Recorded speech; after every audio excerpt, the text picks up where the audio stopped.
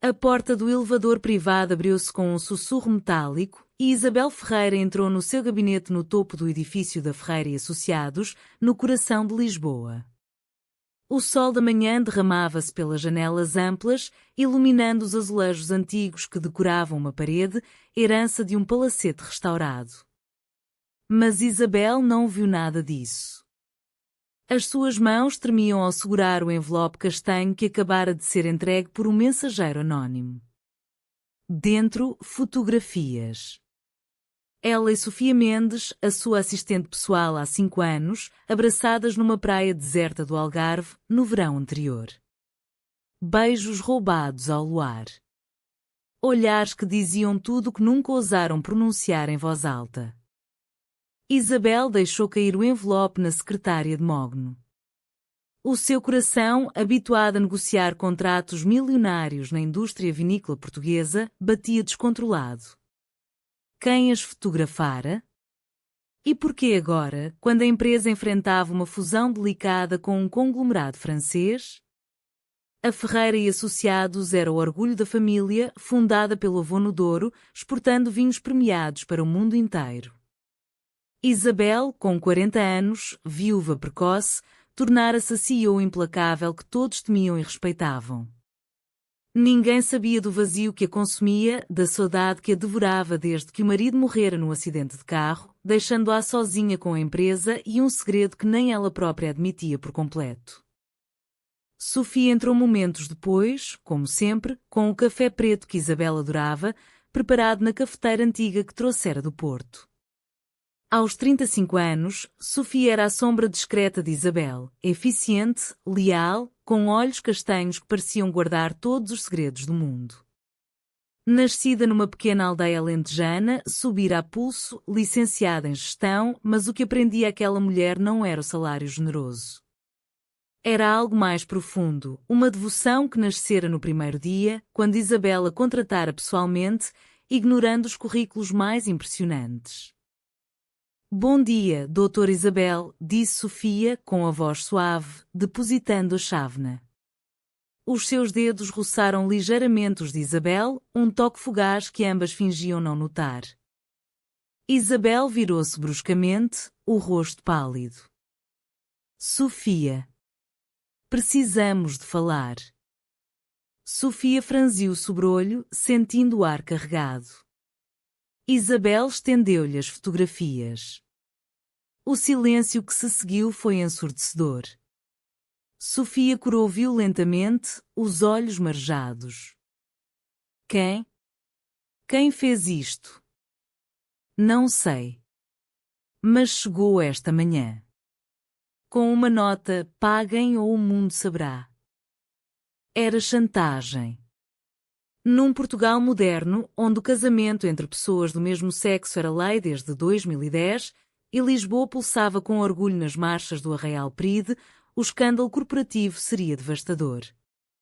A família conservadora de Isabel, os acionistas tradicionais do Douro, os parceiros internacionais, tudo ruiria. E Sofia, a assistente devota, seria arrastada para o abismo. Naquela tarde, numa reunião de emergência no concelho, Isabel manteve a compostura de aço. Discutiram a fusão iminente, os números do último trimestre, o lançamento de um novo vinho reserva. Mas por dentro, fervia. Sofia, sentada ao seu lado tomando notas, evitava o seu olhar. Quando a reunião terminou, Isabel pediu-lhe que ficasse. Não podemos pagar, disse Isabel, a voz baixa. Isso só atrairia mais. Então o quê? Deixamos que publiquem? Isabel aproximou-se, o perfume de Sofia, jasmim e mar invadindo-a como sempre. Não. Vamos descobrir quem é. Mas Sofia. Isto muda tudo. Sofia ergueu os olhos, finalmente. Havia neles uma dor antiga, uma saudade que Isabel conhecia bem. Muda? Ou revela o que sempre soubemos? As palavras pairaram no ar. Isabel sentiu o mundo inclinar-se. Fora sempre ela a poderosa, a que decidia. Mas ali, perante aquela mulher que a conhecera nos momentos mais vulneráveis, noites de insônia após a morte do marido, viagens solitárias pelo Douro onde partilhavam garrafas de vinho antigo, percebeu que o controle lhe escapava. Naquela noite, Isabel dirigiu para casa, no bairro Alto, onde as ruas estreitas ecoavam fado de uma casa próxima. Sentada na varanda, com uma taça de porto na mão, recordou como tudo começara. 5 anos antes, Sofia entrara na sua vida como um raio de luz quieta. As conversas prolongadas, os toques acidentais, as viagens de trabalho onde partilhavam quartos de hotel por economia. O primeiro beijo, numa adega escura no Douro, após uma prova de vinhos, quando o mundo pareceu parar. Mas Isabel reprimira sempre. O dever, a empresa, a imagem. Agora, o segredo ameaçava explodir. No dia seguinte, um e-mail anónimo chegou, mais fotografias e uma exigência de €500.000. Isabel chamou um investigador privado, um antigo colega da universidade. Mas o medo instalava-se. E com ele, uma proximidade nova com Sofia. As duas mulheres começaram a passar mais tempo juntas, planeando, vigiando. Os olhares demoravam-se mais. As mãos tocavam-se sem desculpa. Uma noite, após horas de trabalho, chovia forte em Lisboa. Sofia preparava-se para ir embora. Fica, pediu Isabel, a voz rouca. Não te deixo ir sozinha com esta chuva. Sofia hesitou, mas ficou. Sentaram-se no sofá do gabinete, com uma garrafa de vinho do Douro. Falaram finalmente.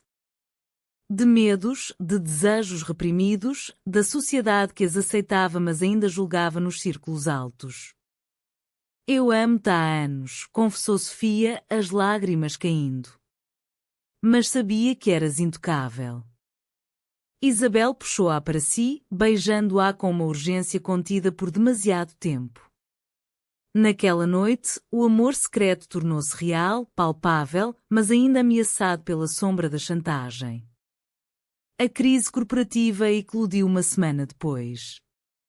Um artigo no Jornal Diário de Notícias, com fotografias desfocadas mas recognoscíveis, CEO da Ferreira e associados em relação secreta com o assistente. O título era sensacionalista, mas o conteúdo devastador. Acionistas ligavam furiosos. O parceiro francês hesitava na fusão. Isabel convocou uma conferência de imprensa improvisada. Diante dos flashes, com Sofia ao lado como sempre, Isabel falou com firmeza. A minha vida privada não interfere na gestão da empresa. Somos um país moderno, onde o amor não é crime. Mas por dentro, tremia. A família, católica tradicional do Porto, cortara contactos. A mãe, viúva como ela, ligara chorando. O que dirá o teu avô? Sofia, por sua vez, enfrentava escrutínio. Amigos da aldeia alentejana comentavam nas redes. Mas ela mantinha-se firme, a devota assistente que se tornara companheira. O investigador descobrira pistas. O chantagista era um ex-funcionário despedido por corrupção interna, Pedro Alves, que guardara rancor. Mas provar era difícil. E agora, com o escândalo público, a empresa perdia contratos. Ações caíam. Numa noite de fado no Alfa, em Lisboa, Isabel e Sofia refugiaram-se numa mesa discreta. A fadista cantava estranha forma de vida e as palavras ecoavam, o coração independente, mas preso ao destino. Isto é a nossa saudade, murmurou Sofia. Do que poderia ter sido sem medos. Isabel apertou-lhe a mão. Não mais. Vamos lutar. Mas o drama aprofundava-se. Pedro Alves, o ex-funcionário, não atuava sozinho. descobriram ligações a um rival corporativo, uma empresa do Porto que cobiçava a fusão francesa. Era mais que chantagem pessoal, sabotagem económica. Isabel mergulhou na investigação, trabalhando noites com Sofia. A proximidade intensificava-se. Partilhavam o apartamento de Isabel, agora, para segurança. Acordavam juntas, com o sol filtrando pelas persianas, corpos entrelaçados numa ternura que curava feridas antigas. Sofia revelava camadas profundas, a infância pobre no Alentejo, a mãe que a criara sozinha, o sonho de subir na vida sem perder a alma. Isabel, por sua vez, confessava a solidão após a viuvez, como o casamento fora arranjado, sem paixão verdadeira. Contigo, sinto-me viva, disse Isabel uma noite, junto ao Tejo, passeando de mão dada, desafiando olhares. Mas a traição veio de dentro. Uma secretária antiga, invejosa da proximidade de Sofia, vazara informações a Pedro. Confrontada, chorou, admitindo por dinheiro. A empresa balançava. Acionistas exigiam a demissão de Isabel. Numa assembleia tensa, no Porto, enfrentou-os. Eu construí isto com suor. O meu amor não rouba valor à empresa. Alguns aplaudiram, outros murmuraram. A divisão era clara. Os mais jovens, de Lisboa, apoiavam, os tradicionais, resistiam. Sofia, nos bastidores, preparava documentos que provavam a sabotagem.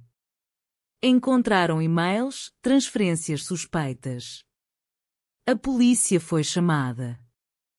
Mas antes da resolução, o clímax emocional. Numa adega familiar no Douro, Isabel e Sofia refugiaram-se.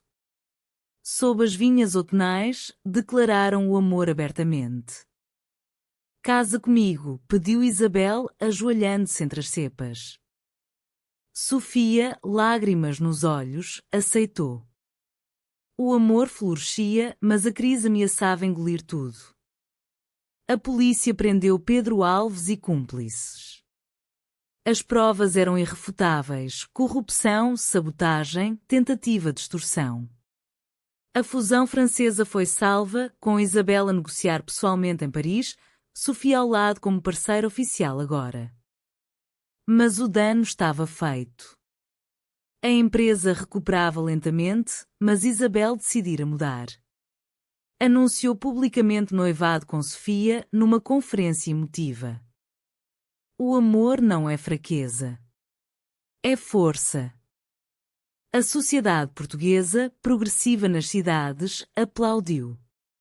Marchas de apoio em Lisboa, mensagens de solidariedade.